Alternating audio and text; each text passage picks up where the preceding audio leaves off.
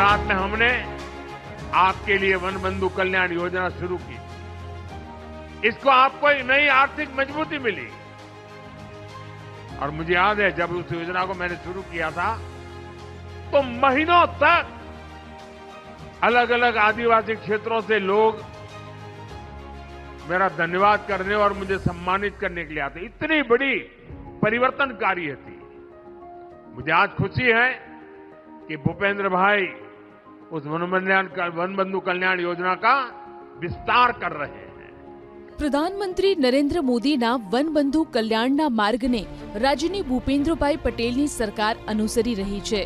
ગુજરાતના આદિવાસી વિસ્તારોમાં છેલ્લા 2 દાયકામાં વિકાસની નવી દિશા જોવા મળી છે। આદિવાસી વિસ્તારોમાં વનબંધુ કલ્યાણ યોજના કૃષિ આધુનિકીકરણ, કૌશલ્ય વિકાસ, મહિલા સશક્તિકરણ અને ઇકો ટુરિઝમ જેવા ક્ષેત્રોમાં રાજ્ય સરકારે અનેક યોજનાઓ અમલમાં મૂકી છે।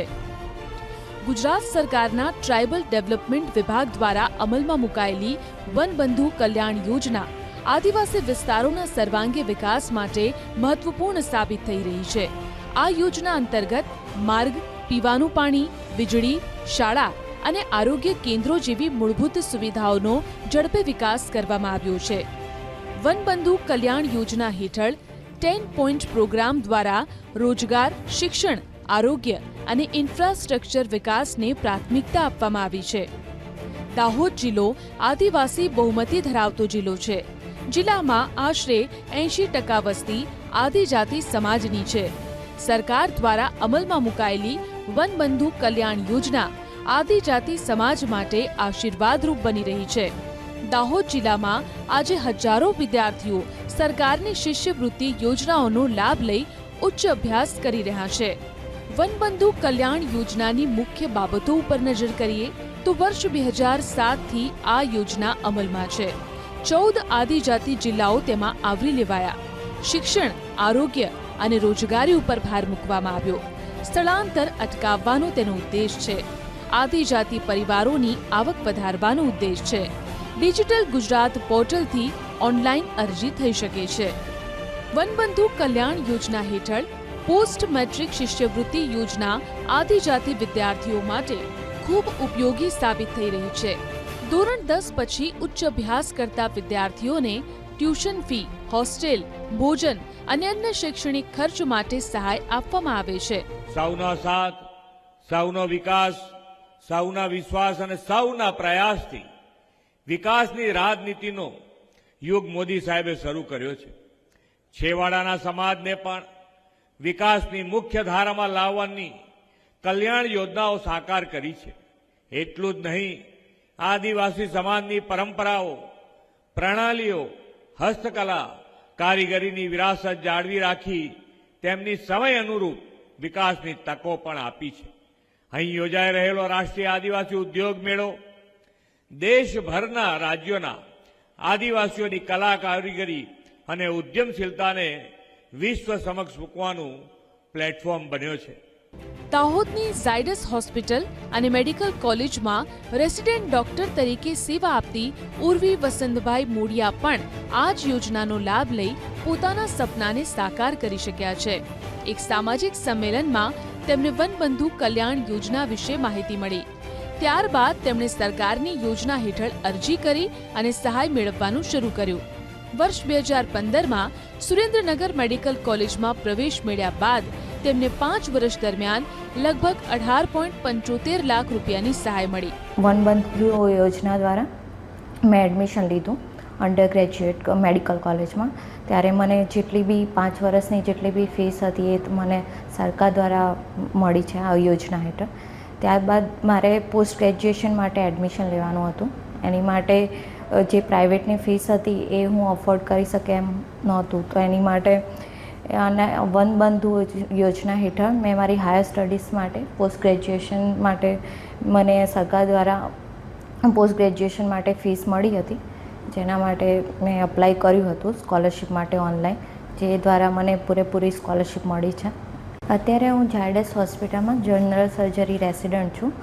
આવા જ મારા જેવા ઘણા રેસિડન્ટ છે જે આદિવાસી જાતિના સ્ટુડન્ટ્સ છે જે આવી રીતે સ્કોલરશિપનો લાભ લઈને પોતાના સપના સાકાર કરી રહ્યા છે અને પગભર થઈ રહ્યા છે. એની માટે હું સરકારશ્રીનો આભાર માનું છું. દાહોદ જિલ્લામાં આદિવાસી વિકાસ વિભાગ દ્વારા વર્ષ 2025-26 દરમિયાન શિક્ષણ ક્ષેત્રે મોટા પાયે સહાય ચૂકવવામાં આવી છે.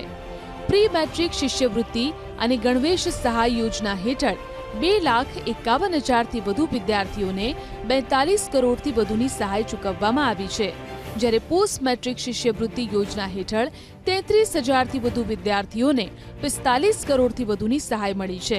ગુજરાત સરકારની ફૂડ બિલ સહાય યોજના હેઠળ કોલેજ હોસ્ટેલમાં રહેતા 2900થી વધુ વિદ્યાર્થીઓને 4.42 કરોડથી વધુની સહાય આપવામાં આવી છે. સરકાર દ્વારા ધોરણ 1 થી 8ના વિદ્યાર્થીઓને ગણવેશ સહાય તેમજ શિષ્યવૃત્તિ આપવામાં આવી છે. ઉપરાંત MBBS, MD, MS અને એન્જિનિયરિંગ જેવા ઉચ્ચ અભ્યાસક્રમો માટે લાખો રૂપિયાની સહાય સીધી DBT દ્વારા વિદ્યાર્થીઓના ખાતામાં જમા કરવામાં આવે છે. આરોગ્ય ક્ષેત્રે પણ વનબંધુ કલ્યાણ યોજના મહત્વપૂર્ણ સાબિત થઈ રહી છે. દાહોદના અંતરિયાળ આદિવાસી વિસ્તારોમાં HIV, TB, કેન્સર, લેપ્રસી અને સિકલ સેલ જેવી ગંભીર બીમારીઓથી પીડાતા દર્દીઓને સરકાર દ્વારા સહાય આપવામાં આવે છે. દાહોદ જિલ્લાના ભાટીવાડા ગામના અલ્કેશભાઈ મેડા સિકલ સેલ જેવી ગંભીર બીમારીથી પીડાતા હતા. જિલ્લા આરોગ્ય વિભાગ અને સરકારની સહાય યોજનાને કારણે તેમને નિયમિત સારવાર મળી. વર્ષ 2018થી તેમને દર મહિને સહાય મળતી શરૂ થઈ અને હવે વર્ષ 2026માં સહાયની રકમ વધી અને 2500 રૂપિયા સુધી પહોંચી છે. આ સહાયથી મેં મારું શરીરનું ધ્યાન રાખતા મેં મારે સલૂન, જેમ કે હું પોતાનો ધંધો કરું છું, સલૂન છે, અને જિલ્લા આરોગ્ય કેન્દ્ર પરથી અમને આ સહાયનું એ થયું અને એના માટે હું સરકાર શ્રીનો ધન્યવાદ કરવા માંગુ છું. આદિવાસી ખેડૂતોને આત્મનિર્ભર બનાવવા માટે ગુજરાત સરકારે કૃષિ વૈવિધ્યકરણ અને આધુનિક ખેતી પદ્ધતિઓ પર ભાર મૂક્યો છે. આદિજાતિ વિસ્તારોમાં હાઇબ્રિડ બિયારણ, ખાતર કીટ અને ટપક સિંચાઈ માટે સહાય આપવામાં આવી રહી છે. રાજ્યના સરહદી અને આદિવાસી વિસ્તાર એવા છોટાઉદેપુર જિલ્લામાં મોટા પ્રમાણમાં ખેતી કરવામાં આવે છે. કૃષિ વૈવિધ્યકરણ યોજના હેઠળ બિયારણ કીટનો લાભ મેળવનાર ખેડૂત અર્જુન રાઠવાએ જણાવ્યું હતું કે બજારમાં DAP અને અન્ય ખાતર ખરીદવા માટે 5,000 થી 5,500 રૂપિયાનો ખર્ચ થાય છે, જ્યારે સરકાર દ્વારા ફક્ત 500 રૂપિયામાં કીટ ઉપલબ્ધ કરાવવામાં આવે છે, જેના કારણે ખેડૂતોને મોટી આર્થિક રાહત મળી રહી છે. ખાતર બજારના ભાવે લેવા દઈએ તો મિનિમમ અમારે 5,500 ઉપર જાય છે અને અમને ફક્ત 500 રૂપિયામાં આટલું સરકાર સાહેબ સહાય આપે છે. એમનો ખૂબ ખૂબ આભાર. 2 પેકેટ મકાઈના, 1 રીંગણ, 1 ટામેટાનું પેકેટ, 1 નેનો યુરિયા, 1 VC-07 અને 1 પ્રોન થેલી ખાતર આપણે ફક્ત 500 રૂપિયામાં સહાય તરીકે આપીએ છીએ. છોટાઉદેપુર જિલ્લામાં ટપક સિંચાઈ પદ્ધતિ પણ ખેડૂતો માટે ખૂબ લાભદાયી બની રહી છે. ટપક સિંચાઈ યોજનાનો લાભ મેળવનાર ખેડૂત સંજય રાઠવાએ જણાવ્યું હતું કે આ પદ્ધતિથી રીંગણ, ભીંડા અને ચોળી જેવા પાકમાં પાણી અને ખાતરની બચત થઈ રહી છે. ગુજરાત સરકાર, રાજ્ય સરકાર તરફથી ડ્રીપ 2010માં મળી હતી. એનાથી મને બહુ ફાયદો થયો છે ખેતી કરવામાં. એમાં રીંગણ છે, ભીંડા છે, ચોરી છે, ગલોડી છે, મકાઈનું એવું વાવેતર કરું છું. 2 હેક્ટરમાં વાવેતર કરું છું. અને એમાં ડ્રીપ લગાવેલી છે બધી. એમાંથી મારે ખાતર છે, એની બહુ બચત થાય છે. આદિવાસી યુવાનોને રોજગારી સાથે જોડવા માટે રાજ્ય સરકારે કૌશલ્યવર્ધન કેન્દ્રોની સ્થાપના કરી છે. વિવિધ જિલ્લાઓમાં કાર્યરત આ કેન્દ્રોમાં computer, electrical, welding, tailoring, hospitality અને ઔદ્યોગિક તાલીમ આપવામાં આવે છે. હાઈ એન્ડ સ્કિલ પ્રોજેક્ટ અને વોકેશનલ ટ્રેનિંગ સેન્ટરો દ્વારા યુવાનોને બજારલક્ષી કૌશલ્ય આપવામાં આવી રહ્યું છે, જેના કારણે ઘણા યુવાનોને સ્થાનિક સ્તરે જ નોકરી અને સ્વરોજગારની તક મળી રહી છે. નર્મદા જિલ્લામાં આવેલું સ્ટેચ્યુ ઓફ યુનિટી માત્ર વિશ્વની સૌથી ઊંચી પ્રતિમા જ નથી, પરંતુ આદિવાસી વિસ્તારો માટે આર્થિક વિકાસનું નવું કેન્દ્ર પણ બની રહ્યું છે. નર્મદા જિલ્લાના એકતાનગર ખાતે ઇકો ટુરિઝમના વિકાસ સાથે હવે આદિવાસી યુવાનો અને મહિલાઓ માટે સ્થાનિક સ્તરે રોજગારીની નવી તકો ઊભી થઈ રહી છે. કૌશલ્યવર્ધન કેન્દ્રો અને સરકારની વિવિધ તાલીમ યોજનાઓને કારણે અગાઉ બેરોજગાર રહેલા અનેક યુવાનો આજે ગાઈડ, ડ્રાઈવર, મેનેજમેન્ટ અને હોસ્પિટાલિટી ક્ષેત્રે કાર્યરત બન્યા છે. એકતાનગર ખાતે 150 થી વધુ આદિવાસી યુવકો અને યુવતીઓ ગાઈડ તરીકે કાર્યરત છે. હું અહીંયાનો સ્થાનિક નિવાસી છું. સ્ટેચ્યુ ઓફ યુનિટી પહેલા હું ખાનગી સંસ્થામાં નોકરી કરતો હતો. સ્ટેચ્યુ ઓફ યુનિટીના નિર્માણ પછી અમને અહીંયા કામ કરવાની તક મળી.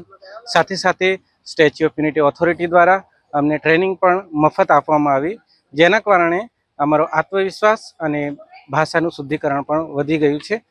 એની સાથે સાથે અમારા પરિવાર માટે પણ આર્થિક રીતે સદ્ધરતા મળી છે.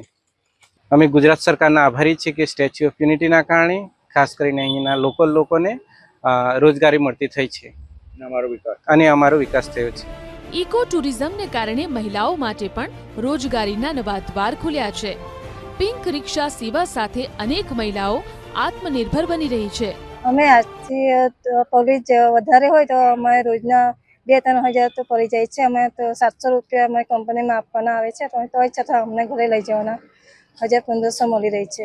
પહેલા અમે 100 રૂપિયા કમાતા હતા, હવે અમે 1500 કમાય છે. અમે કંપનીમાં આપતા તો છતાં એટલું મળે છે, એટલે અમે ઘરની રોજગારી મેળવી શકીએ છીએ. એટલા માટે અમે સ્ટેચ્યુ નીતિ માટે અમે ખૂબ ખૂબ આભાર માંગીએ છીએ. હજારો પ્રવાસીઓ એકતાનગરની મુલાકાત લેતા હોવાથી સ્થાનિક લોકોને સીધી આવક મળી રહી છે. નર્મદા જિલ્લો આશરે 43% વન વિસ્તાર ધરાવે છે. અહીંના કુદરતી સંસાધનો અને આદિવાસી સંસ્કૃતિને આધારે ઇકો ટુરિઝમનો વિકાસ થતા હવે સ્થાનિક યુવાનો પોતાના વિસ્તારમાં જ રોજગારી મેળવી રહ્યા છે. ત્યારથી સ્ટેચ્યુ ઓફ યુનિટી આવ્યું છે ત્યારથી અમને રોજગારી મળી રહી છે. એકતા ટ્રાઇબલ કેફે અમે 40 બહેનો અહીંયા કામ કરી રહ્યા છીએ અને 40 બહેનો અહીંયા બધા સવારમાં આવીને પોતપોતાનું કામ કરે છે અને બહારના જે સ્ટેચ્યુ ઓફ યુનિટી જોવા માટે આવે છે એમને અમે સારી રીતે જમાડીને સારી રીતે અમે એ કરી રહ્યા છે.